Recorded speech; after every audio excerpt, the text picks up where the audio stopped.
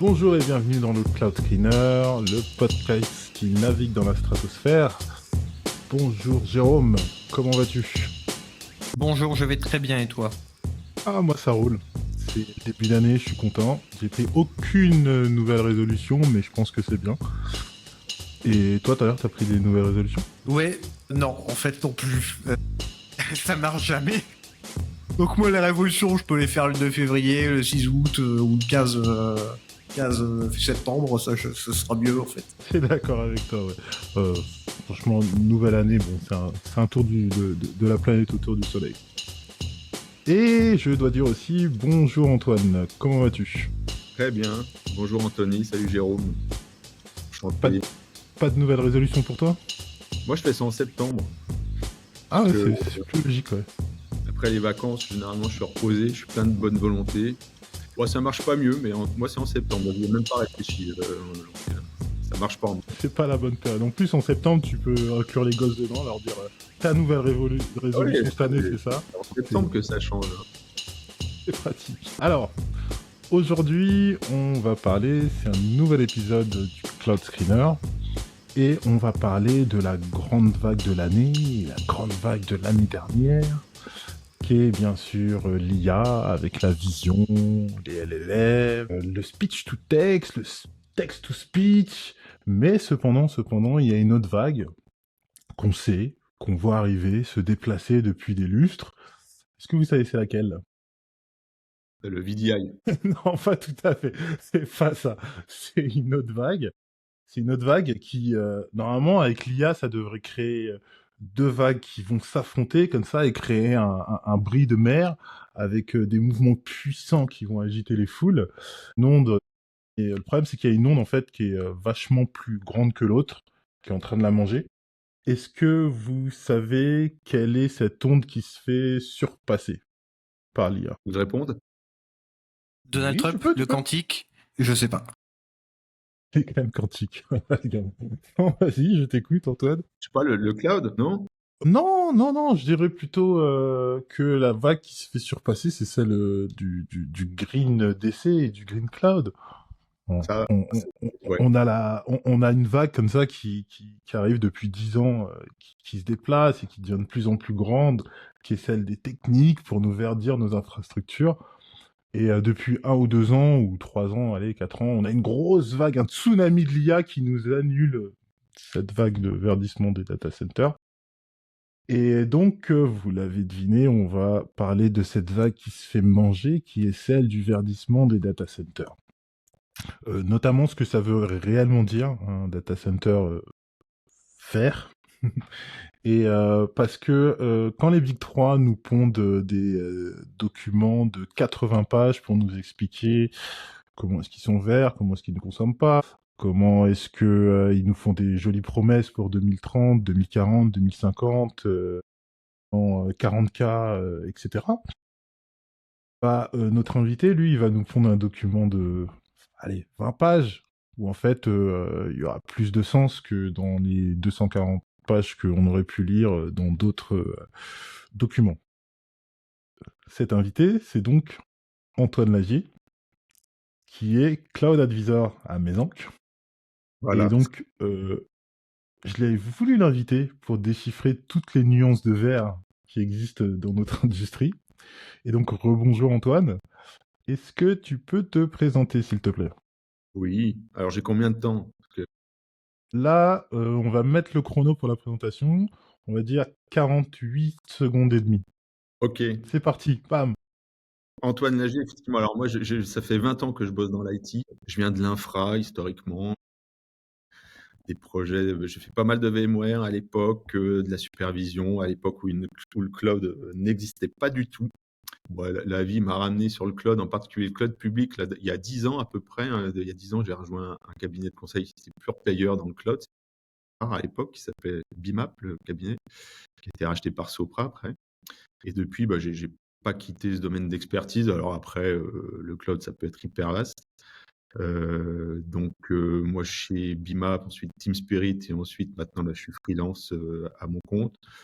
Je cultive mes petits sujets d'expertise sur le cloud public, ça peut être de l'archi, de la strat, tout ce qui est FinOps. un parcours FinOps, on va dire un peu qui remonte en 2018-2017, une époque où le mot n'était pas vraiment forgé. Enfin, on comptait déjà des sous à l'époque, on n'a jamais vraiment compté des sous. Ça s'appelait pas FinOps à l'époque, donc il y a eu pas mal de choses. Et puis également, si ces dernières années, je me suis mis sur le numérique responsable, que ce soit pour des raisons citoyennes et puis professionnelles également. Je pense que voilà, c'est mon secteur, hein, l'IT, le cloud. Chacun doit faire sa part des choses. Et effectivement, tu parles de ce rapport qui doit être le rapport de Boavista. Donc, je ne l'ai pas fait tout seul. Je ne vais pas ramener la couverture à moi. Hein, ça a été collectif. Et effectivement, j'ai passé certaines paires d'heures à faire ça avec 3 autres collègues de chez Boavista et pour sortir cette étude. Et puis un peu débunker les discours des acteurs américains, principalement. On a atteint 1 minute 10, je crois. Ouais, je sais pas, Non, non, non, c'était succinct, c'était parfait. Je te remercie. Alors, euh, pour qu'on comprenne, pour qu'on ait un cadran carcan pour comprendre les choses, la base pour comprendre comment faire des économies vertes, bon, c'est la sobriété, de ne pas utiliser, hein, c'est le plus simple. Mais ensuite, quand on a envie de chiffrer les choses, on a les fameux 3 scopes. Scope 1, scope 2, scope 3, pour donner des noms originaux. Est-ce que tu peux m'expliquer en quoi, moi, consommateur de cloud, ça me concerne, ces scopes? Alors, dans la comptabilité carbone, elle est un peu particulière au début quand on l'aborde, puisque là, on va parler principalement de CO2. Hein, le scope, ça va concerner les gaz à effet de serre. Il faut bien comprendre qu'on s'inscrit dans une chaîne de valeur. Quand on parle de comptabilité carbone et les scopes, c'est ce qui vient à l'origine du GHG protocole et de différentes normes, on perd les réflexes qu'on a dans la compta normale, hein, par exemple, parce que compta normale, si je te donne 10 euros, moi j'ai une dette de 10 euros, toutes les dettes et les créances s'annulent à la fin des comptes. C'est hyper standardisé, il n'y a pas de secret, 2 moins 2, ça fait 0.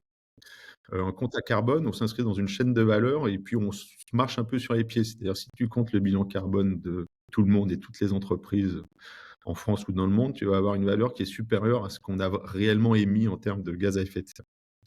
Parce que ces scopes sont là pour le traduire un petit peu. Toi, consommateur du cloud public, hein, généralement pour une entreprise, ton impact induit par ton usage chez ton provider favori va être compté dans ce qu'on appelle le scope 3 amont. Tu vas, pour le compte de ton entreprise, avoir un impact environnemental via l'usage de ton provider. À l'opposé de la chaîne, les services que tu offres avec ton entreprise, tu vas induire un impact environnemental sur tes clients. Pour tes clients, les clients qui vont utiliser tes services vont avoir un impact environnemental. Donc le scope, il est là depuis ces fameux scopes, ils ont été faits depuis plus de 20 ans déjà.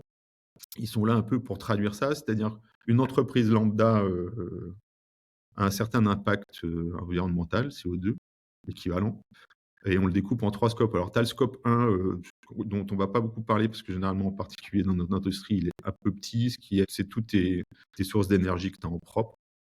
Donc, celui-là, il est tout petit, généralement, en pourcentage, il ne pèse pas bien gros. Nous, on va plutôt passer notre temps à regarder le scope 2, qui, là, inclut, par exemple, ta consommation d'électricité. Mhm. Tu es sur un cloudeur, tu auras ta conso d'élec, mais aussi tout ce qui est clim, gaz réfrigérant, en fait, d'autres sources de ce type-là. Et surtout, le gros de la chose dans notre industrie, ça va être le scope 3. Donc le scope 3, c'est tout le reste. Et le scope 3 est donc divisé en amont et en aval selon où tu te positionnes dans ta chaîne de valeur. C'est donc tous tes fournisseurs vont venir alimenter ton scope 3. Donc tu vas grossir ton scope 3 amont, ça va être tes fournisseurs, les stylos que tu achètes, le cloud que tu utilises. Et ensuite, tout ce que tu vends, je sais pas, des devices intelligents, des slips connectés, ou je sais pas, de ce produit, ce sera dans ton scope 3 aval. Dans l'état de l'art, ce qu'on compte pour une entreprise, c'est tout. Scope 1, 2 et 3. Le scope 3 est souvent très difficile à compter, mais par contre, il compte pour aller, selon les industries, 80% 90, même peut-être plus parfois, du scope total de l'entreprise. Et en fait, ton scope 3, du coup, aval, c'est le scope 3 amont de quelqu'un d'autre. Donc, en fait, on se chevauche dans ces chaînes de valeur. C'est-à-dire que toi, pour réduire ton impact environnemental, tu peux réduire n'importe lequel de tes 3 scopes. Mais si tu réduis ton scope 3 amont, quelque part, c'est que soit tu consommes moins, soit tu consommes de manière plus optimisée. Et généralement, pour influer sur ce qu'on scope 3 amont, toi, utilisateur de cloud public, tu vas te retourner vers ton fournisseur et tu vas lui demander des comptes, comme n'importe quel fournisseur. En particulier pour les cloud providers, ça peut être plus compliqué. Compliqué, je sais pas, parce que justement, ils nous fournissent de super outils dans leurs interfaces web, c'est Cloud Provider. Au-delà des célèbres documents, je crois que c'est biannuel ou annuel, je ne sais plus, Les rapports à envers. propos, oui, qui nous donnent au détail exactement ce qui se passe au millimètre carré chez eux. Exactement. Allez les lire, vous verrez que c'est très instructif. Je vais m'arrêter là-dessus. Au-delà de ces Ouais, documents-là, on peut découvrir ils plein de ont trucs. à l'instar de l'outil FinOps par exemple sur leur console web, ils ont des outils qui nous permettent de comptabiliser le CO2 induit par notre consommation. Donc on a quand même notre fournisseur qui dit attention, vous êtes en train de faire ci, vous pouvez faire ça. Si demain ils peuvent nous implémenter des features telles des budgets CO2 on a déjà les rapports, on a déjà tout ça. Mais enfin déjà pour toi, qu'est-ce que ça vaut ça en fait ces outils-là? Alors, il y a à boire et à manger. Ça dépend des fournisseurs. Et là, on tombe dans un domaine qui encore aujourd'hui, et je pense que c'est loin de changer pour l'instant, c'est que dans l'IT, dans notre domaine, on n'a pas été formé pour ça. Les gens qui bossent dans les DSI, les développeurs, on n'a pas été formés à l'impact environnemental de tout ce qu'on peut faire avec l'informatique, que ce soit chez un cloud provider, dans du on-prem, quand tu dev, quand tu fais de l'infra, etc. Donc déjà, on a un déficit de compréhension et d'expertise là-dessus qu'il faut rattraper. Et c'est pas forcément évident parce qu'on a l'habitude maintenant, 2025 aujourd'hui, depuis quelques jours, on a de la donnée, on ne sait plus quoi en foutre, on les a par palette de 12, on a, tu parlais de FinOps, on a 15 chiffres après la virgule, donc on a plein de données. Le sujet souvent, c'est plutôt raffiner la donnée, garder ce qui est nécessaire, la faire parler et tout. On est plus rarement, et en tout cas moi qui fais beaucoup de FinOps, et qui parle à beaucoup de gens qui font du FinOps, c'est-à-dire de la gestion financière dans le cloud, où les modèles financiers ils sont ultra précis. On a plus l'habitude d'avoir beaucoup de chiffres, beaucoup de données, etc., beaucoup de précision. Et puis une méthodo, entre guillemets, qui est hyper carrée, parce que la méthodo, bon, grosso modo, c'est le modèle tarifaire du cloud provider. Donc, tu vas sur AWS et tu vas avoir au centime près, à l'heure près, à lambda, à la seconde. Tout est hyper quantifié.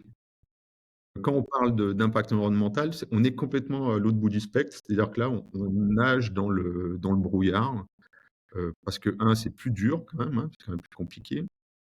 Il y a un aspect, c'est de la matérialité derrière. Donc voilà, quand AWS doit mesurer son impact CO2, faut savoir ta barrette de RAM fabriquée en Chine avec des ressources prélevées en Afrique. C'est quoi l'impact exactement? C'est pas le modèle de prix que tu te fabriques pour ton business et que tu vas dire je vais faire payer X euros le giga sur S3. Donc c'est quand même plus compliqué. Ensuite, on nage aussi dans des normes qui sont très flexibles de manière historique, c'est-à-dire que tout à l'heure on parlait scope 1, 2, 3. On préconise de calculer scope 1, 2, 3, mais en fait, si tu regardes différentes normes, GHG protocole, tu n'es pas forcément obligé de tout compter. Donc en fait, quand tu ouvres le capot de ce genre de choses, cloud provider qui te fournissent, tu te rends compte qu'en termes de méthodo, ils font pas pareil, ils comptent pas de la même manière. Et ça, c'est pas un biais de l'industrie de l'IT, c'est vraiment un biais des normes et des standards autour de la comptabilité carbone. C'est-à-dire que c'est très compliqué de comparer des entreprises parce qu'elles peuvent compter de manière extrêmement différente leur impact. Déjà, le scope 3, tu n'es pas forcément obligé de le compter ou pas en entier, parce que ça peut être trop compliqué, tu décides de ne pas le faire. Mais bon, le scope 3, comme j'ai dit tout à l'heure, c'est 80% de ton empreinte, donc c'est pas évident de l'enlever. En l'occurrence, AWS, pour ne pas le citer, plutôt moins 10 ans côté scope 3 par rapport à ses petits copains américains. Et le scope 2, quand on en vient à l'électricité, tu as deux manières de compter l'électricité. C'est soit tu mesures l'impact CO2 en sortie de la prise électrique, et ça, c'est à peu près précis. Tu pourrais demander à EDF l'intensité carbone de l'électricité sur l'année dernière, 2024. Je pense qu'ils vont pas tarder à te le passer. Donc, tu multiplies ça par ton nombre de kilowatts et tu as à peu près un chiffre précis sur ce que ça induit en termes de CO2. Ça, c'est le location base, c'est-à-dire sortie de la prise électrique. Mais les fournisseurs cloud, et pas seulement les Américains, les Français le font aussi, hein, achètent de l'électricité verte par ailleurs. C'est-à-dire par ailleurs, c'est dans une géographie potentiellement éloignée et dans un pas de temps potentiellement éloigné par rapport au moment où ils font leur synthèse. Et ça, c'est le market base et tu peux le compter. Donc, c'est-à-dire tu peux dépenser, consommer plein d'électricité qui induisent une vraie émission carbone et pourtant réduire tout ça à zéro parce que tu comptes tes engagements achetés sur papier par ailleurs. Ok, yes. Et ça peut être un facteur. Alors, tu vois, chez Microsoft, il y avait un rapport qui indiquait que c'était potentiellement un facteur de 5 à 6 entre les deux manières de compter le scope 2.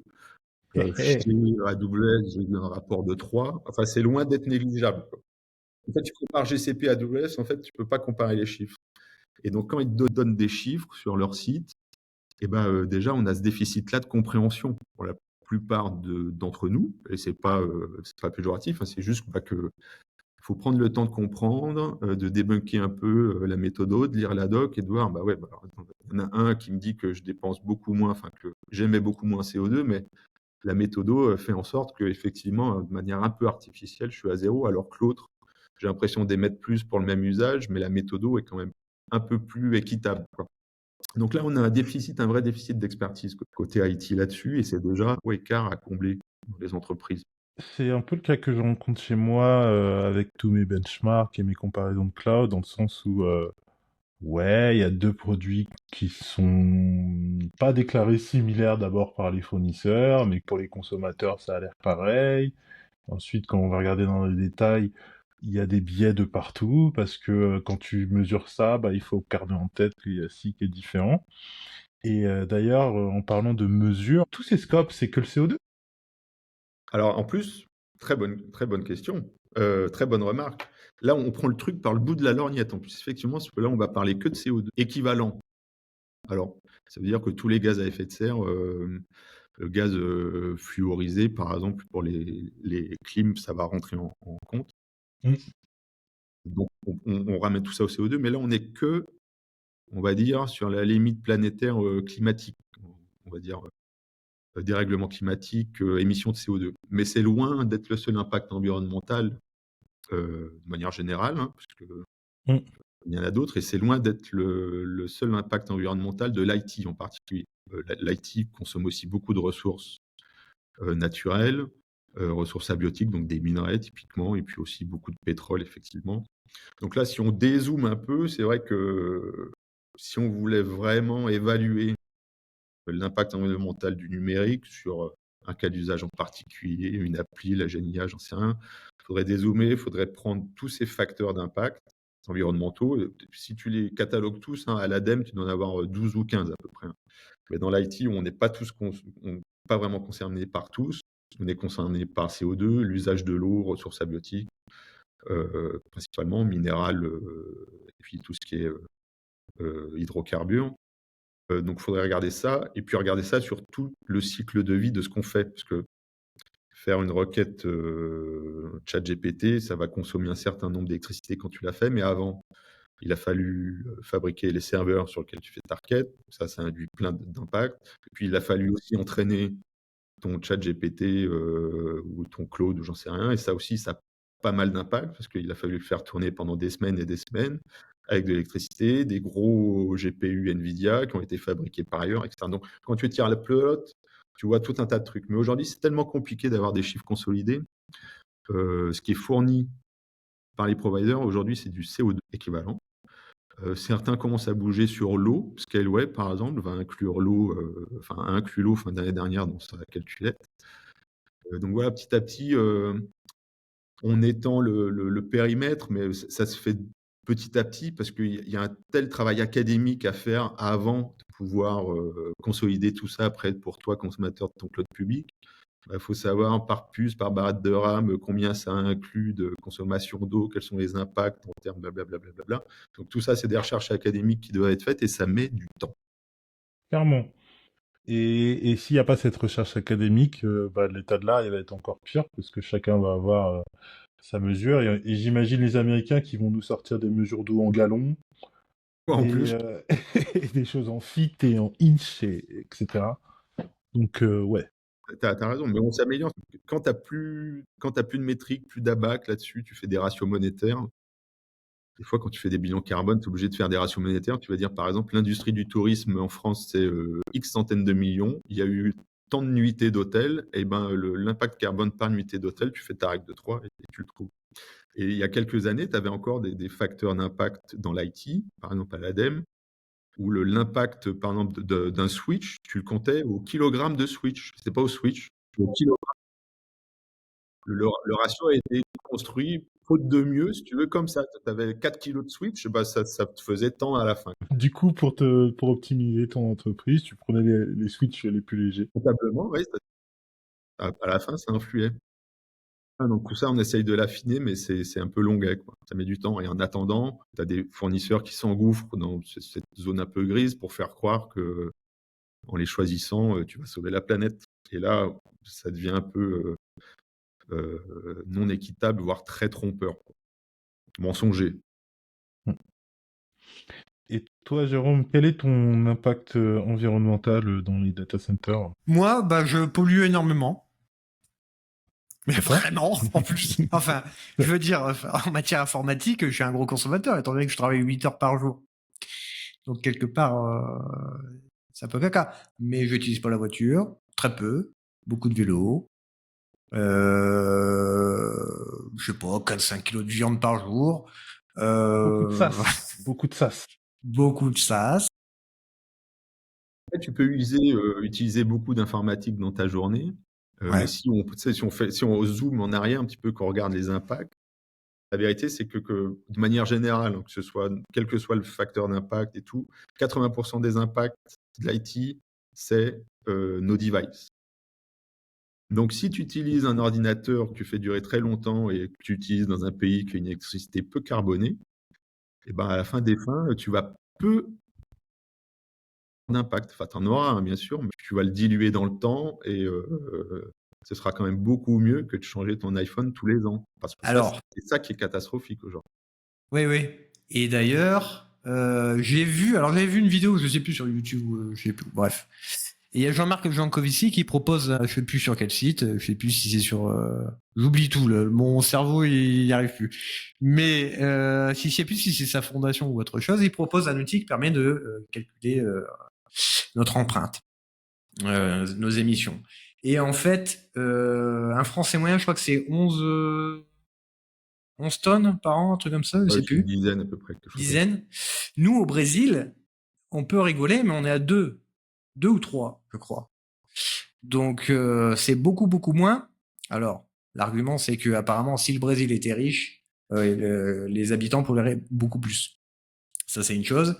Mais il y a d'autres trucs qui font que il y a des modes d'adaptation, de recyclage, des trucs comme ça qu'on utilise un peu mieux. Donc en fond, non, je pollue. Je dois pas polluer de ouf en fait, à part quand j'utilise de l'IA. Des grands Transition quand même. 2 tonnes par an, c'est notre budget normalement. Si tu veux C'est atteindre l'objectif. la neutralité carbone, il faudrait qu'on émette environ 2 tonnes par an. Ouais. Et bon, pour l'instant, on en est loin parce que dans les 2 tonnes, tu en as déjà la moitié que tu peux, qui sont pris par l'administration. Ouais. Donc, tous les services publics émettent, hein, les mairies, la voirie, les écoles, les bâtiments publics. Donc, tout ça, c'est réparti sur les citoyens. Ça te fait déjà 1 tonne. Donc, il te reste 1 tonne pour toi. Avec 1 tonne, aujourd'hui, tu fais rien. Par contre. Mais ça, c'est la cible. C'est pour la neutralité. C'est pas tout de suite. Alors, il y en a qui arrivent à l'être, mais c'est ce qui est sûr, c'est qu'on a du boulot. Alors, moi, ce que j'ai entendu dire, il y avait un expert qui disait, je cite même plus de sources tellement elles sortent plus les sources, mon catalogue et ma librairie est out, mais qui disait que pour respecter les objectifs climatiques et de degrés, il faudrait vivre comme Greta Thunberg, que tout le monde vive comme Greta Thunberg, toilettes sèches, Zéro voiture, zéro avion, rien du tout. Ça demanderait un gros changement de vie tout de suite. Mais après, l'idée, c'est qu'on se dit, si on veut atteindre la neutralité en 2050, on a aussi de quoi faire avant, pour le même usage, des choses qui ont moins d'impact. Alors, je parle pas de l'avion à l'hydrogène, parce que ça, c'est un peu un hochet, on risque pas d'en voir plein dans le ciel, mais l'idée, c'est de travailler aussi sur la décarbonation de nos usages, en plus de freiner les usages. Mais bon, faut pas se mentir, ça va être très compliqué. Après, le biais des médias, c'est souvent de présenter ça. La conséquence, c'est de voir ça comme un jeu à perd ou gagne, qui tout double. C'est-à-dire, soit on y arrive, soit on n'y arrive pas. Mais en fait, c'est beaucoup plus graduel que ça. C'est-à-dire, c'est pas face, on meurt tous dans d'atroces conditions, et puis le monde est idyllique. Donc, ce qui est important, c'est de réduire le plus vite possible, parce que déjà, la moins de tonnes de CO2, etc., collectivement, qu'on arrivera à économiser, c'est déjà mieux pour nous, pour la planète et tout, rapidement. C'est pas tout ou rien. Et ça, faut le savoir, quoi. C'est-à-dire que c'est quand même mieux, même si on n'est pas à 1,5 degrés, c'est quand même mieux d'avoir 1,9 que 2, même si ça peut paraître tout petit comme différence. Et toi, Anthony, est-ce que tu penses qu'il faut installer des tonnes de data centers au Groenland? Non, moi je pense que des data centers, on en a assez. En fait, il y a déjà beaucoup de data centers à optimiser. Il y a déjà beaucoup de types de data centers qu'on peut faire qui sont tout petits, qui consomment pas énormément à côté des gros DC. Le business du DC, c'est de la sous-location, basiquement, avec celui du cloud. Et on peut faire des grands espaces et qui sont pas loués, et ça pose problème. Alors qu'on peut faire des tout petits espaces qui sont très optimisés parce qu'on n'est pas en train de faire vivre des humains dedans. C'est des machines qu'on met. Donc on peut les optimiser à fond. Voilà mon avis. Il était un peu chelou, mais ça se tient debout. Ça se tient debout, oui. Et c'est pas ce qui se passe, par contre, parce que le nombre de data centers, ça construit à tour de bras, par contre. Ouais, ça s'ouvre à tour de bras, mais il y a plein d'endroits où ça se calme quand même. Si on regarde, par exemple, Amsterdam, qui était la terre-mère des data centers en Europe, pour avoir, ça y est, je veux faire un data center vert, il me propose de l'électricité verte, il me propose des terrains et des exonérations fiscales, bien entendu. C'était la terre-mère. Singapour, pareil, et ces deux pays-là, bah, ils ont dit on arrête, en fait. Il y en a trop. Ils ont fait de ces deux pays qui ont imposé un moratoire sur la construction de nouveaux data centers. Internationalement? Bah, ils ont dit, nous, pour l'instant, les data centers, on fait une pause parce que ça Hmm. bouffe trop d'électricité, quoi. Ouais. Mais ils vont se mettre ailleurs. Ça va pas Oui, oui, freiner. oui, les DTC vont se mettre ailleurs. Là, en Singapour, ils sont déjà partis en Indonésie et en Malaisie, qui sont juste à côté. En Netherlands, bah, on a l'Allemagne, qui en a rien à foutre. Donc oui, ils trouveront une solution. On peut pas faire des décès illimités. Tout le monde s'en rend compte. Déjà, des problèmes de capacité, hein. C'est déjà là, je veux dire, c'est déjà concret. En Irlande, AWS, les contraintes sur l'électricité en Irlande font déjà que ils communiquent auprès de certains clients en disant, bah, ça va être de plus en plus dur d'avoir des nouvelles ressources, il va falloir aller voir ailleurs. Ça commence à arriver, hein. Faut dire que l'électricité des data centers, on a été flat à peu près dans les années 2010. L'usage augmentait, mais l'efficience aussi. Alors, l'un dans l'autre, on augmentait un petit peu la conso électrique bouffée par les data centers. Et d'ailleurs, on s'en félicitait à l'époque, hein. On disait, bah, c'est cool, parce qu'on arrive à encaisser le choc. Donc, c'est pas si mal. Mais en fait, là, depuis quelques années, la GNIA n'a rien arrangé, évidemment. Depuis quelques années, patatras. Voilà, ça part dans des proportions vraiment fortes. Je sais pas, alors des chiffres, il en sort, c'est des feuilletons aujourd'hui. Les data centers, la GNIA, l'électricité, c'est tous les 4 matins, tu as un article là-dessus. Mais les pourcentages sont très forts, hein. Je pense aux États-Unis, ils visent, je sais pas, peut-être 10% de croissance électrique par an juste pour les data centers. Donc, ça te fait un truc exponentiel. En Irlande, on est déjà, je pense, à 15% de l'électricité du pays et ça continue d'augmenter. Donc, c'est pas des pailles. L'électricité, il faut la sortir après, hein. Et on en a besoin encore de plus en plus. Donc, ça devient vraiment une vraie contrainte dans la vraie vie, hein. Cette fois, on n'est plus dans le cloud et l'élasticité infinie, là. Ce qui explique que tous les hyperscalers mettent leur pion sur le nucléaire. Mm. Mais du coup, c'est fini toute cette phase qu'on entendait, comme tu disais d'ailleurs, dans les années 2010, où oui, l'industrie IT, on est une des industries qui consomme le moins. Oui, l'industrie IT, on est capable de verdir tout, c'est qu'une question de temps. Tout ce discours-là, en fait, c'est terminé avec toutes les vagues qu'on voit. Ouais, c'est vrai que alors c'est quelques pourcents, si tu prends électricité, enfin GHG, CO2, ça va être quelques pourcents, mais en termes d'industrie, on est vraiment, alors je sais pas, il faudrait comparer avec toutes les autres industries, mais on a vraiment eu un bonnet d'âne en termes de trajectoire. C'est-à-dire, bon, on est en Ok. 2025, on a des objectifs en 2030 déjà de réduire à peu près de moitié par rapport aux années 90 nos émissions. Il faut viser la neutralité carbone de manière à peu près collective mondialement en 2050. Ça, c'est les objectifs depuis bien longtemps déjà. Grosso modo, les courbes, euh, COP21 Paris, c'était déjà il y a 10 ans quand même, hein. Le temps passe. Donc les courbes, elles devraient baisser. Si on veut réussir à faire ça, les courbes doivent baisser. Certaines baissent plus que d'autres, certaines stagnent, hein. Si je parle les grosses industries, enfin l'industrie, l'agriculture, les gros pôles comme ça, transport. Mais alors nous, par contre, on est quelques pourcents des impacts, mais on a fait skyrocketing en ce moment. C'est, tout part dans le ciel. Alors après, c'est bien, c'est mal. Est-ce que tu vas avoir des défenseurs du digital de manière générale? Je pense à Gilles Babinet, par exemple, par opposition à Agenco, qui va pouvoir plutôt dire, oui, mais cet emploi de l'IT, du numérique, de l'IA, ça va nous permettre de baisser les impacts sur d'autres entreprises, d'autres industries, hein. Logistiquement, on va peut-être mieux remplir les camions, donc on aura moins besoin de faire rouler des camions.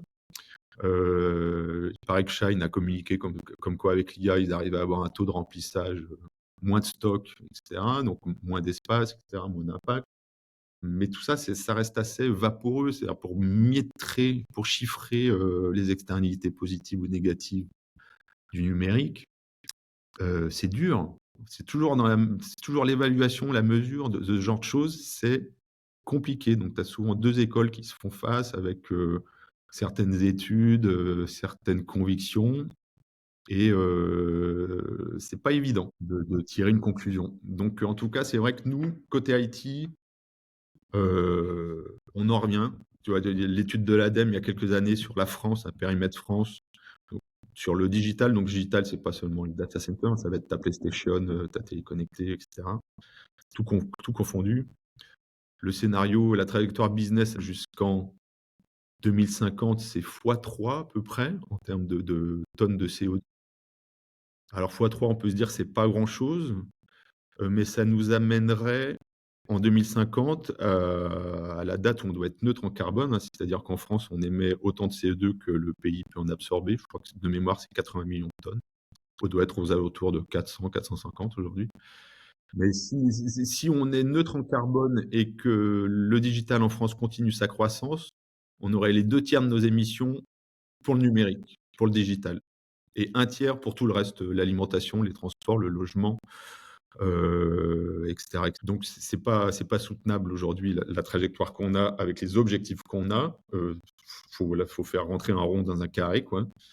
Donc je ne sais pas ce que nous réserve l'avenir sur les 25 prochaines années, mais il y a du boulot si on veut au moins améliorer les choses. Jérôme, C'est moi. je te fais la passe. Bah, alors, merci, je réceptionne. Euh... ça tombe bien parce qu'en fait ce que tu dis, parce que ça correspond à une de mes questions que j'ai rédigée. Je doutais pas du tout. Pas du tout. Première question, c'est une question anticipée. Est-ce que tu te considères écologiste? Est-ce que tu es écologiste ou est-ce que tu te considères écologiste? Je pense, ouais. Après, il faudrait le définir. Oui, je pense, je me considère écolo parce que j'essaye de mettre mes actes un peu plus en conformité avec ce qu'on serait censé être ou devoir faire. Non, non, je pensais pas à quelqu'un qui mange des graines et qui porte un sarouel et qui fait du diabolo, mais vraiment, vraiment, ou dans le sens pragmatique du terme. Est-ce que du On leur passe coup, le bonjour. salut la commu. Alors, est-ce que t'es un écolo optimiste ou pessimiste? il faut que je te mette dans une boîte, hein. Il faut que ce soit manichéen. Bah alors ça, c'est le mouvement de balancier. Je pense n'importe qui est un peu concerné sur le sujet, il va se lever un matin en se disant, c'est quand même pas bien compliqué, on va y arriver, quoi, sans trop se faire chier. On va au moins limiter la casse. Et puis 4 heures après, tu te dis, oh, non mais à quoi bon? Moi, je vais me faire une côte de bœuf et puis maintenant SUV, parce que de toute façon, autant finir en beauté, quoi. Ouais. Donc, je pense qu'il y a tout le temps ce mouvement de balancier entre les deux. Donc, la réponse va dépendre quand tu me le demandes. Bon, j'aurais envie de penser quand même qu'on peut améliorer les choses. Et donc, plutôt être du côté optimiste. Mais bon, faut pas trop que je regarde en dehors de la France. Pas trop que je regarde l'avenir. Je pense qu'on a quand même un certain paquet de challenges devant nous. Mais les leviers, on les a, hein, parce qu'en fait, plus grosso modo, on n'a jamais rien fait pour réduire notre conso. Les gros leviers, on en a si on veut bien les mettre en œuvre, hein. C'est un peu comme la chasse aux œufs à Pâques, hein. Tu vas dans le jardin, tu jamais cherché les œufs, tu trouves les plus gros tout de suite. Et nous, on est un peu là encore parce qu'on n'a jamais trop fait attention. Donc les gros leviers, bah, ils sont encore quand même potentiellement devant nous. Ok. Parce que justement, moi, je me posais une question dans les médias. J'aime bien dire les médias comme on dit la science, alors que c'est tellement large. Mais on va dire les médias. On fait passer l'écologiste comme quelqu'un, justement, un peu pessimiste, hein, on va dire, alarmiste, en fait, limite. Alors, est-ce qu'un écologiste est nécessairement pessimiste, au sens philosophique enfin étymologique du terme même, donc il ne peut pas ne pas être. Et est-ce que l'alarmisme, ça fonctionne dans le green, Alors, le ouais. vert? Une game. Alors, est-ce que bon, on peut être optimiste et alarmiste en même temps? En disant à la limite, là, on a quand même déconné, quoi. Il est temps de prendre un virage. Ça, pourquoi pas? Après, est-ce qu'alarmiste, ça, c'est utile? Là, on se pose la question de comment mettre en branle les autres gens, la population en général. Comment convaincre que par des petits gestes, on peut améliorer les choses sans faire peur, sans être moraliste, sans décourager les gens. Euh, et ça, c'est hyper compliqué. Culpabiliser les gens, est-ce que ça va leur permettre de passer un cran et de se dire bon, faut que j'agisse, ou est-ce que ça va les braquer? Bon, moi, quand je parle de ça à des clients, dans des confs, quand j'ai l'occasion de le faire, c'est généralement ce que je dis en début, c'est bon, moi, mon objectif, déjà, si je vous ai fait votre pas d'après, c'est déjà pas mal. Alors, si vous saviez rien et que vous en savez un peu mieux, mais que vous faites rien, bah, c'est déjà bien. Si j'ai fini de vous convaincre de changer des choses personnellement dans votre entreprise, c'est très bien. Je n'ai pas la vocation, quand j'en parle, à directement amener les gens à tout changer dans leur vie, dans leur entreprise. C'est déjà si je fais l'étape d'après, le plus sain, tu vois, moi déjà, ça, c'est déjà pas mal. Ouais. Parce qu'en fait, je pense à ça parce que, alors moi, je suis un bof, hein, un vrai bof. Je connais que Jean Covici et je sais même plus comment il s'appelle l'autre. Bref, mais en tout cas, il y a un truc dans la stratégie de communication de Jean-Marc Jancovici, c'est que, enfin, je dis je suis un bof, mais lui, c'en est pas. Hein. C'est juste que je connais très peu de monde. Je suis pas calé sur le sujet, mais en fait, dans sa communication, il fait des choix stratégiques de communication, c'est-à-dire que beaucoup pourraient lui rétorquer, bah écoute, la technologie va évoluer, c'est la technologie qui va nous sauver. Mais lui, son objectif, c'est non, non, on parle pas de technologie, il faut parler de maintenant, comment on fait pour résoudre le problème maintenant. Et il y a pas mal de trucs comme ça c'est pas qu'il se censure, mais il va empêcher les gens d'être optimistes, en fait. Non, c'est pas bien ce que je dis. C'est pas vraiment comme ça. Mais il va empêcher Comment il les dit gens, ça? son objectif de communication, j'ai l'impression, c'est qu'il veut pas que les gens se disent ah bah ça va aller, ça va se passer comme ça, puisque en fait il y a ça qui va nous sauver. Essayer de retomber par derrière. Pour une petite réflexion de genre de truc qui m'empêche de dormir la nuit. Si t'as pas d'opinion et que ma question est complètement nulle, j'en ai une autre. Alors attends, mais ouais, mais alors c'est quoi la question à la fin? La question en fait c'était plutôt un commentaire par rapport à l'optimisme, pessimisme et l'alarmisme. Non, mais il faut pas masquer les choses de toute façon. Il faut pas les cacher, Ouais. faut les dire. On n'embarquera jamais tout le monde, ça c'est impossible. Blanco, moi je commence à le connaître, je l'écoutais moi ces derniers temps parce que je commençais à le connaître par cœur. Il a un biais très énergie primaire et entre guillemets décroissance. Pour lui, tout est lié à ça. Si on veut régler les choses, il va falloir tout aligner sur notre consommation d'énergie primaire, d'hydrocarbures. Il réfléchit beaucoup là-dessus. Je pense que moi déjà sur l'IT, j'en suis pas là. Parce qu'on a des leviers qui sont assez pas trop compliqués à mettre en œuvre et qui peuvent déjà avoir un gros bénéfice. Alors peut-être sans doute pas assez pour les objectifs, mais déjà mieux que rien. Alors, tout à l'heure, je parlais des devices, ça c'est déjà un gros levier pour nous dans notre industrie. Moi, sur les énergies, je vais laisser les spécialistes parler, hein, il y en a, hein, moi, c'est pas mon truc. Pessimiste, optimiste, je pense qu'il faut pas cacher les trucs, faut en parler. Les gens qui veulent pas entendre, de toute façon, on ne fait pas boire un âne qui a pas soif, ça c'est mort. Passer à autre chose et se concentrer sur les personnes entre les deux, quoi. Pas les réfractaires, pas les convaincus. Se concentrer sur les entre-deux, essayer de leur faire le pas d'après. Voilà, c'est une réponse bateau, Excellente. de bois, je sais pas, voilà, politicienne presque. La solution, c'est l'éducation, quoi. Encore une fois. Ah bah ça c'est sûr. Comme pour le FinUp, on en est toujours là. Surtout aujourd'hui, hein, comme je le disais tout à l'heure, vu qu'on n'a pas été éduqué en plus dans les écoles d'informatique, nous pour notre industrie, hein, moi je parle toujours de mon industrie, l'éducation, sensibilisation, acculturation, appelle-le comme tu veux, on en est encore là. Ouais. Qui est peut-être déprimant, mais vu que je suis optimiste, je ne vais pas le dire. Ouais, je t'ai mis dans la case optimiste, hein, donc maintenant tu sors plus. Petite question, alors l'IA, j'ai deux trucs, j'ai deux thèmes, enfin j'ai trois thèmes en fait. Mais j'ai l'IA qui me tourne dans la cabezas, dans la testas. Toi, ta conso, alors ça doit être compliqué justement pour une personne étiquetée écologiste de parler d'IA peut-être. Est-ce que tu as une consommation d'IA et en FinOps, tu utilises de l'IA? Comment c'est que ça se passe? Je m'en sers. Je m'en sers. Alors, je vis pas dans ma grotte non plus. Hein. Tu n'es pas un asset. Ok. Je vis pas dans ma grotte. J'utilise des services d'IA comme tout le monde, en particulier ChatGPT-like, on va dire, tous les agents conversationnels. Mes clients veulent tous en faire.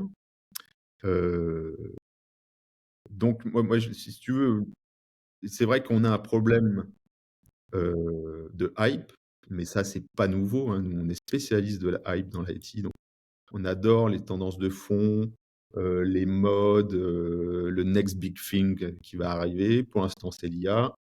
Elle a un peu tout balayé, hein, c'est le moins qu'on puisse dire. J'ai même l'impression qu'elle a balayé les initiatives numériques responsables que je pouvais trouver chez des clients. C'est exactement ce que je disais dans l'épisode numéro 3 du Cloud Screener. Mais ouais, je te disais. Qui disent finalement, bon, on avait un petit peu de budget pour faire du numérique responsive, mais finalement, à la place, on va faire de la génie. C'est pas le bon, hein, tant pis.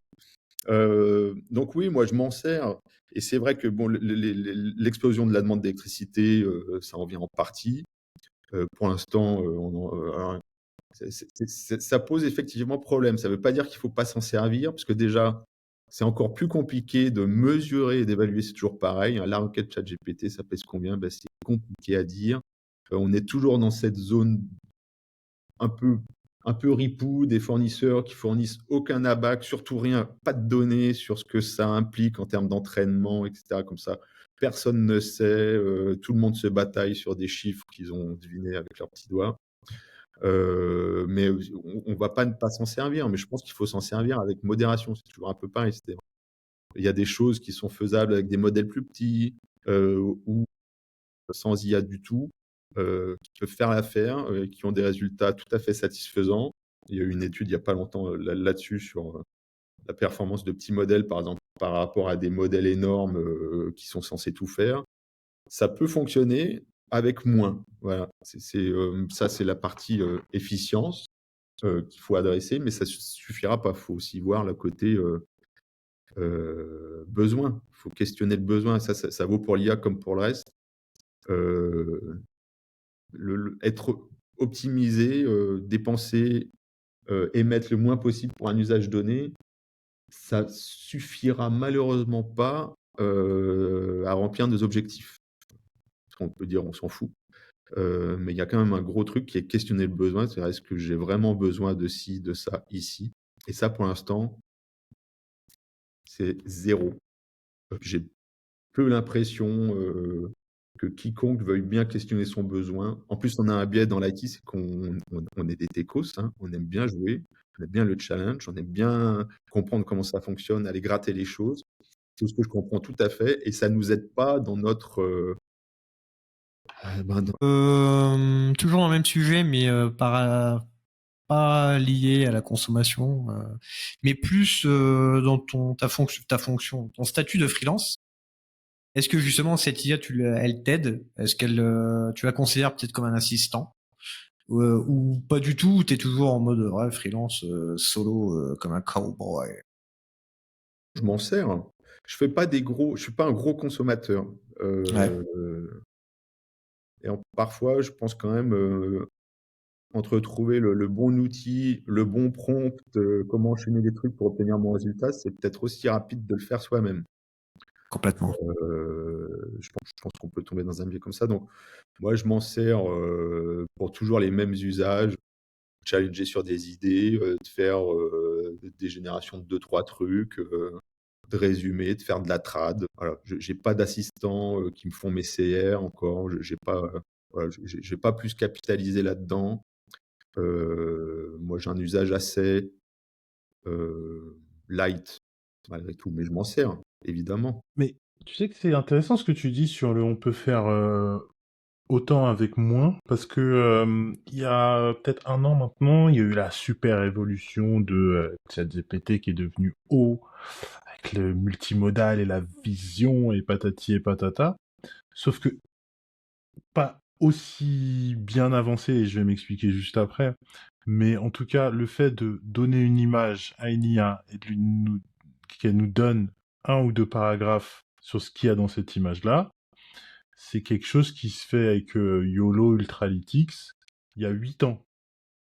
Avec des petits modèles neuronaux, on n'est pas sur les 8 billions de paramètres ou 9 billions ou les 405 billions de paramètres qui sont aujourd'hui proposés par les ChatGPT.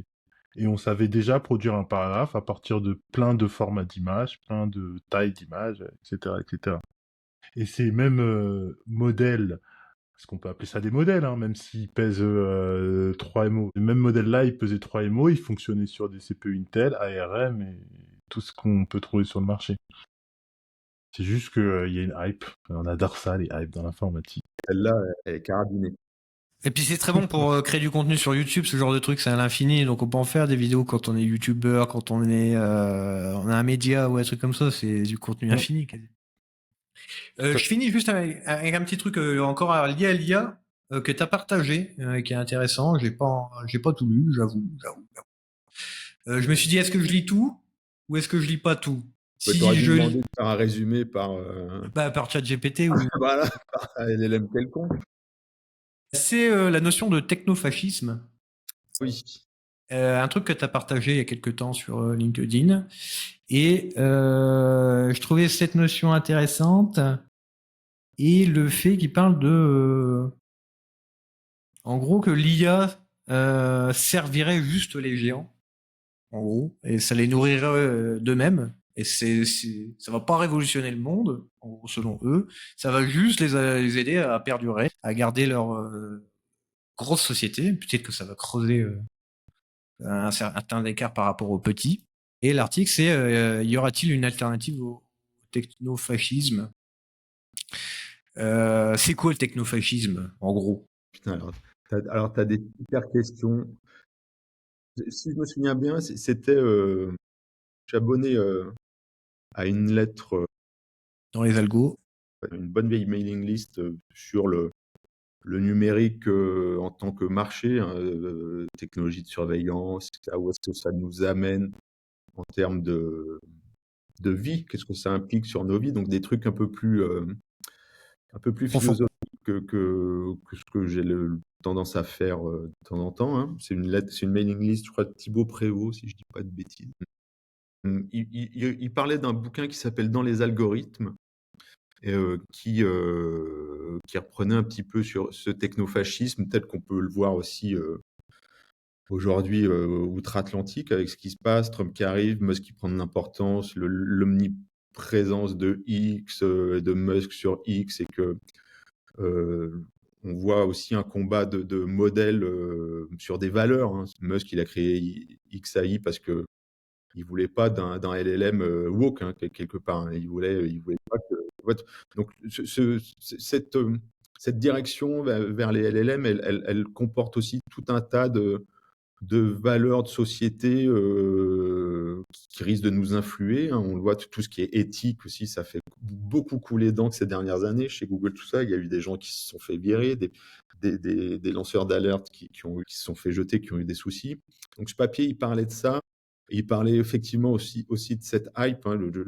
Il y avait une citation, je l'ai sous les yeux en plus, il disait qu'il fallait arrêter de donner du crédit aux entrepreneurs de la tech, parce que depuis le début de la décennie, ce techno-capitalisme ne fonctionne que par vagues d'hallucinations successives, suivies par de brèves périodes de lucidité. Donc là, on est en plein dans une hype un peu de génia qui va nous sauver, qui va sauver la planète. Voilà. Pour ces gens-là, hein, il faut...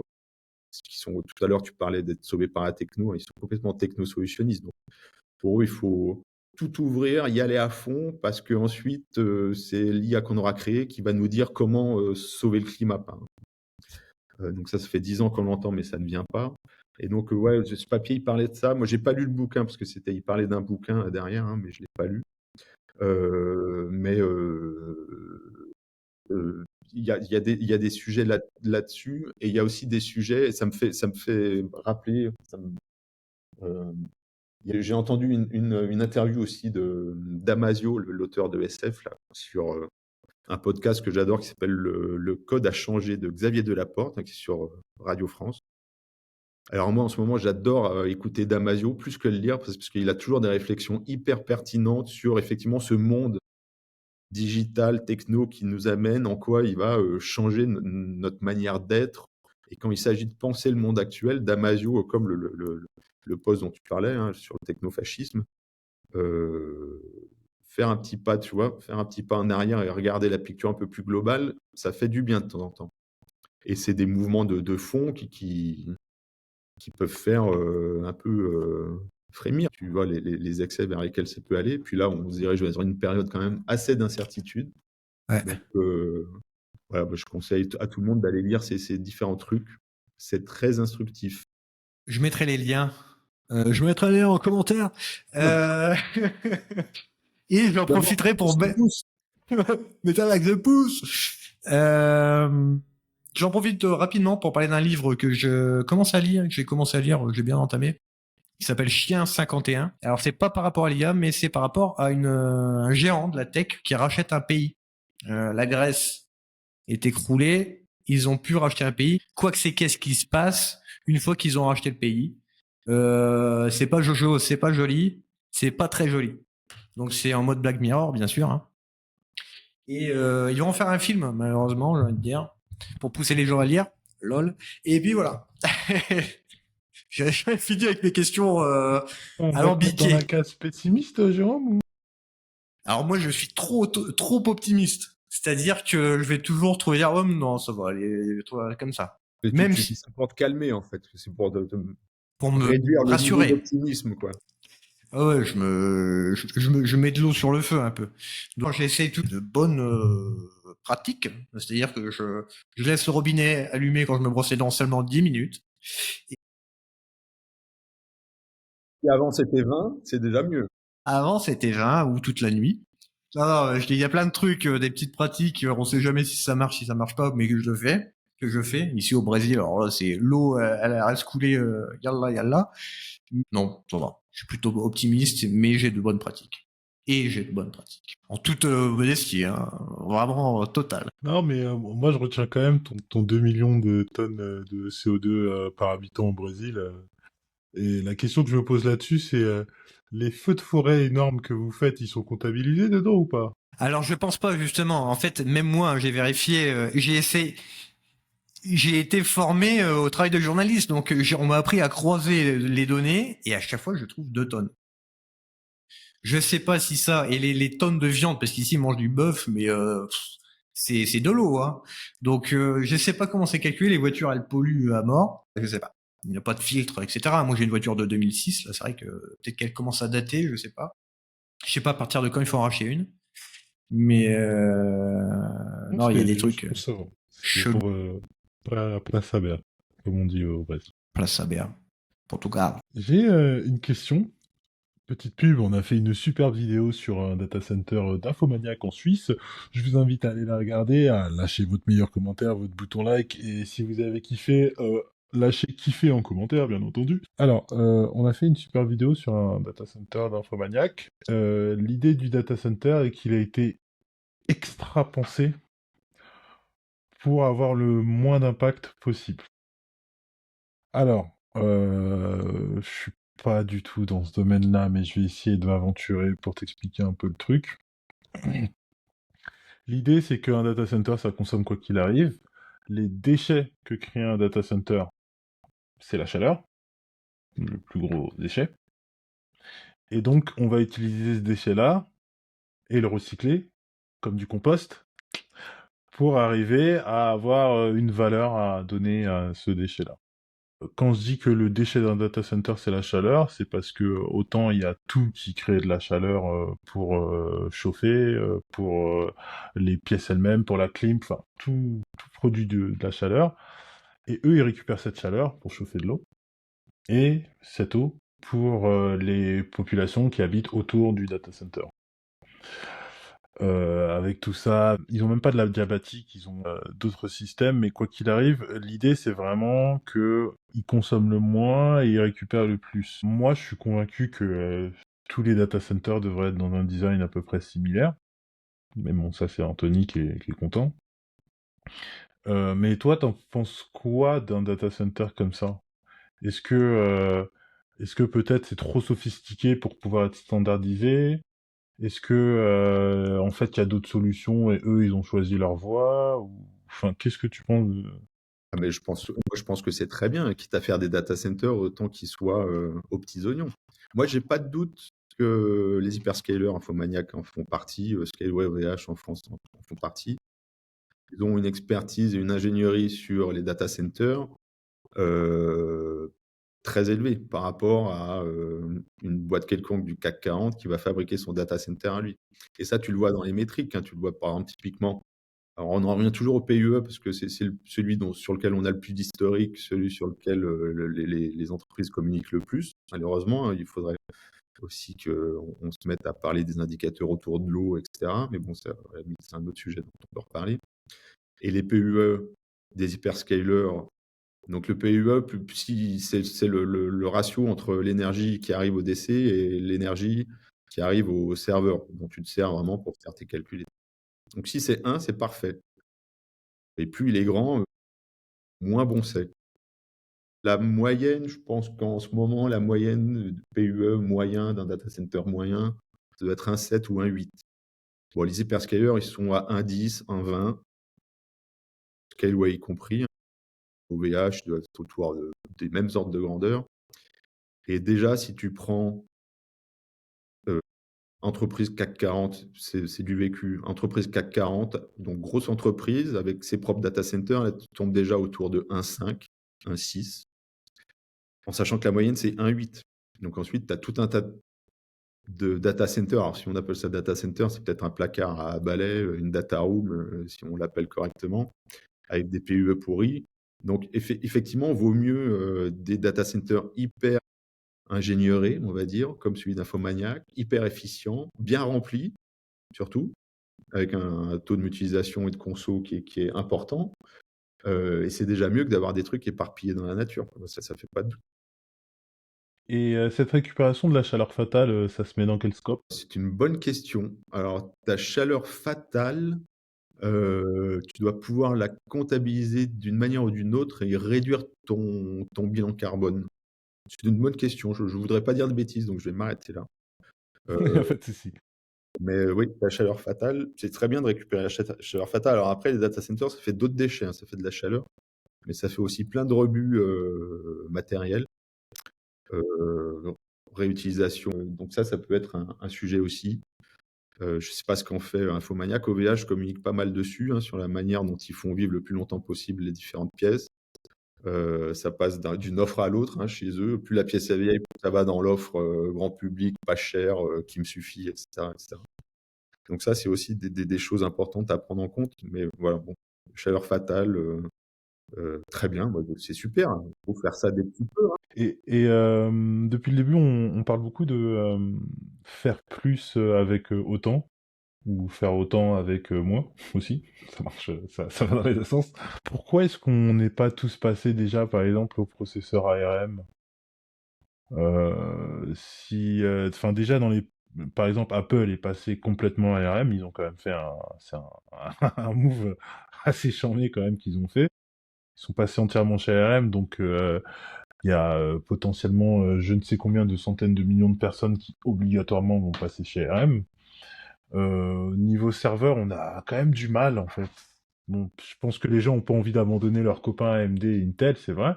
Mais en vrai, pour 80% des consommateurs, je comprends pas pourquoi, quand je suis chez Amazon, ils vont pas chercher un G pour Graviton, quoi. Enfin, je comprends pas. Moi, quand je fais du FinOps, c'est aussi un levier parce qu'ils te font payer moins cher les En gravitons plus, ouais. qui viennent sur les deux tableaux. Mais c'est toujours pareil, c'est que si tu prends,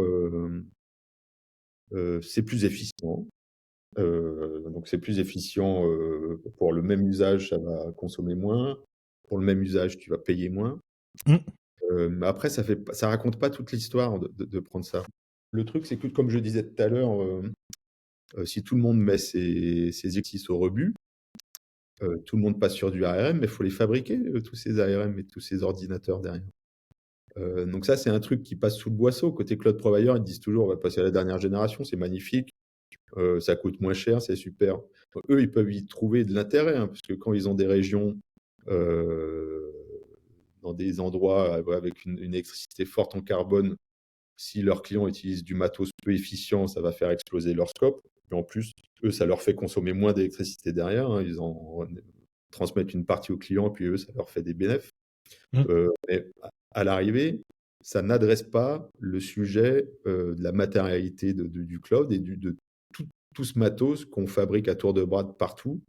Kilo de Ton Switch. serveur Graviton, avant qu'il arrive dans le data center d'Adoulès, il a fait 4 fois le tour de la planète, hein, entre le minerai en Afrique, l'assemblage en Chine, le retour à 1. Donc ça a un vrai impact énorme qui n'est pas reflété par les providers aujourd'hui. Ils n'en parlent pas. Et en plus, ils ne te permettent pas, généralement, c'est très compliqué, ils ne te fournissent pas les données pour que d'autres personnes puissent travailler sur le sujet et voir éventuellement ce que ça ferait d'impact de changer de matériel comme ça massivement. Voilà. Non, alors, bon, du coup, ça répond pas à la question. Est-ce qu'il faut passer sur le Graviton ou pas? Non, la question c'était plutôt pourquoi les gens passent pas, et si t'as bien répondu à la question. Je pense pas qu'ils y passent pas. Je pense que s'ils y passent pas, c'est parce qu'ils ont la flemme, parce qu'ils savent pas, parce que leur éditeur leur dit que c'est pas supporté sur ARM, qu'il n'y a pas les bonnes librairies, blablabla. Je pense pas qu'ils y passent parce qu'ils se disent, ouais, mais attention, ça va mettre plein de serveurs au rebut, il faut que j'amortisse le matériel du provider. Je crois pas. Et donc, on peut prendre un miroir et refléter cette vision sur les consommateurs et Nvidia, non?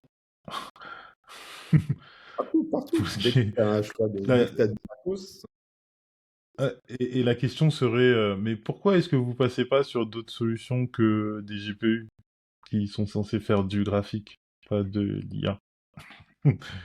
Et il y a des solutions, mais les gens aiment CUDA, aiment Nvidia, et après, on il y a leur des facilite. questions qui n'auront pas de réponse toute blanche ou toute noire. Hein. Ça va être Ouais. des compromis à faire. Hein. Tu auras des compromis. Alors, de toute façon, nous, on passe notre temps à faire des compromis en IT avec mes clients. Ça va être, OK, on dépense plus là-dessus pour obtenir autre chose là-bas.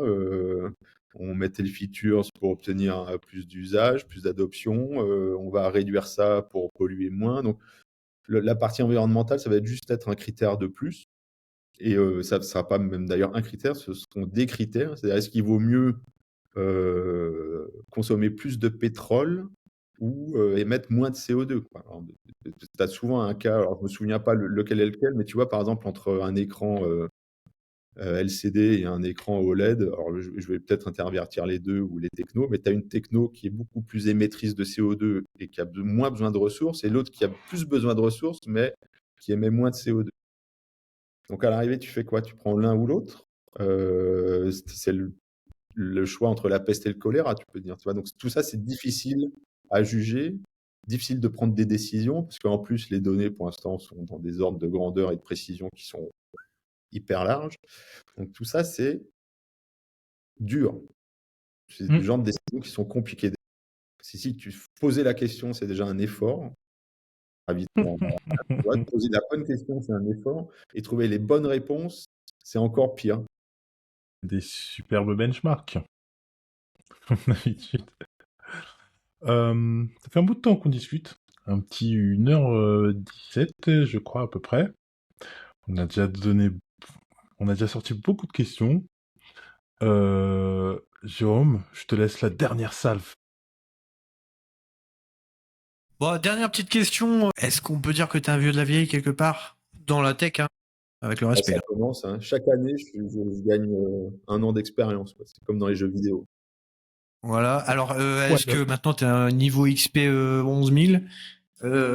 Qu'est-ce que ça t'a appris ces 20 ans dans l'IT? Si ça t'a appris quelque chose. Alors si, ça m'a appris des trucs. Alors déjà, ça m'a fait bouffer, ce qui est pas mal. Ça m'a appris des choses. Moi, ça m'a appris surtout que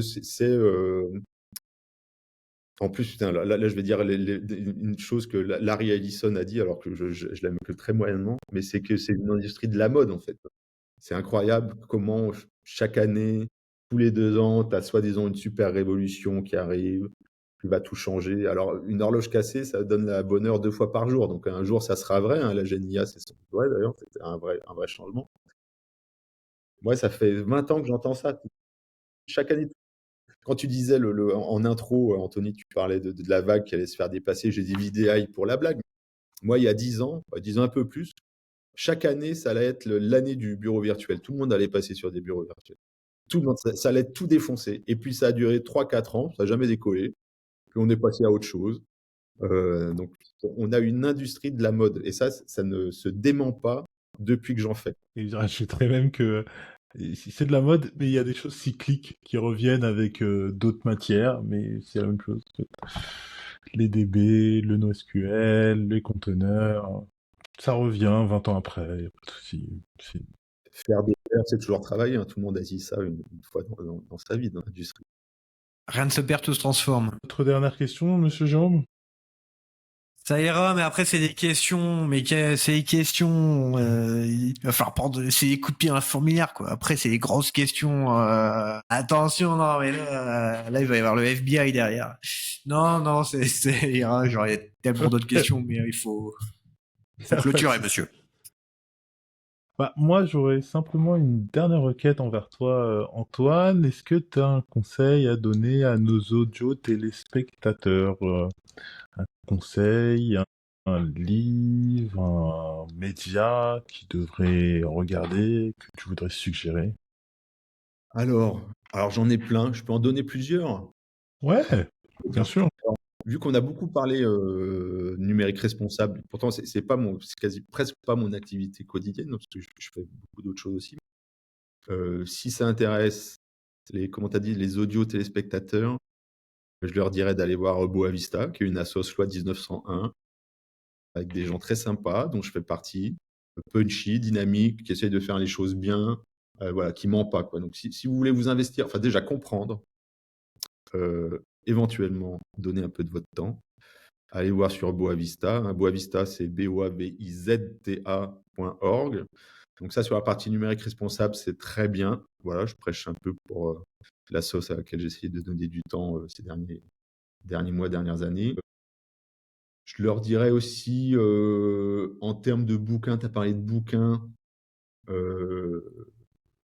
Alors moi, ça n'a rien à voir avec ce dont on parle depuis Un livre de une heure. recettes. Mais non, ça reste presque dans le bouquin que je lis pour le boulot qui m'a le plus servi, qui me sert encore aujourd'hui. Alors, c'est pas le seul qui m'a servi, ils m'ont tous un peu servi, mais vraiment un que j'ai trouvé incroyable, c'est un livre qui s'appelle How to Measure Anything de, je ne sais plus, ça doit être la 3e édition, la couverture elle est bleue. Alors moi, j'aime bien les chiffres, j'aime bien les maths, même si les maths m'aiment pas trop, pas tout le temps en tout cas. Mais ce bouquin, j'ai adoré pour notre métier, qu'il faut toujours évaluer des choses, mesurer des risques. gna, gna, gna, gna, gna, gna. C'est une bible. Moi, c'est devenu une bible. J'adore ce bouquin. Donc, je le conseillerais à tout le monde. Et puis ensuite, bah ouais, moi, je suis abonné à pas mal je suis retourné au mailing list à l'ancienne depuis quelques mois. Et j'en reçois un petit paquet dans ma balle. Et je pourrais, bon, allez, si je devais en choisir qu'une, j'aime bien Benedict Evans, qui est un stratégiste autour du digital, très sens large un peu. Ça peut être retail, cloud, GenIA, tout ça. Voilà, un ancien un guide j'ai oublié le nom, de Andersen Horowitz, et qui a souvent des analyses hyper pertinentes. La version gratuite de sa mailing list, elle est déjà assez complète pour y passer un petit peu de temps chaque semaine. Donc voilà, je vais m'arrêter là, parce que sinon après, ça va faire une liste longue comme le bras, mais c'est ce qui me vient à l'esprit tout de suite. Très bien, très bien. Bah, merci beaucoup. Quant à nous, à toi, audio téléspectateur, je sais ce que je vais dire. Hein, c'est à peu près toujours la même chose quand on a fait des podcasts qui duraient à peu près 8 siècles. Tu es brave. Tu es brave. Et si tu es curieux comme ça, je t'invite à aller sur notre chaîne YouTube ou à écouter d'autres podcasts. Mais surtout, suis notre chaîne YouTube. On prépare des trucs qui sont fous. Qui sont fous, comme diraient les jeunes. J'ai 35 ans, mais comme diraient les jeunes de moins de 30 ans, ça va être une dinguerie. Hein, donc, suis notre chaîne YouTube. Abonne-toi. Et sur ce, je te souhaite une bonne journée ou une bonne soirée. Ça dépend quand est-ce que tu regardes ça. Ciao!